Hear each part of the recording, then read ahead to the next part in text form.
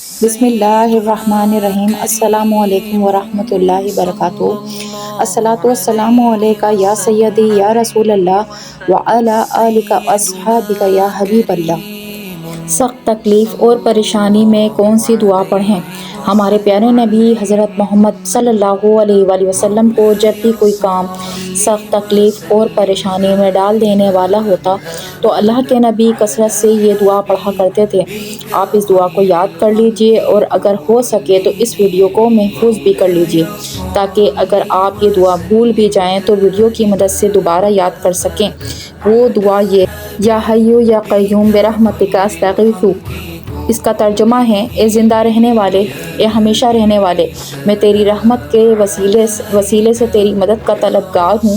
جب بھی آپ پریشان ہو جائیں، تکلیف میں مبتلا ہوں، ان کلمات کا ذکر جاری رکھا کریں۔ اللہ کے فضل سے آپ کی پریشانی مصیبت دور ہو جائے گی۔ جزاکم اللہ خیرا۔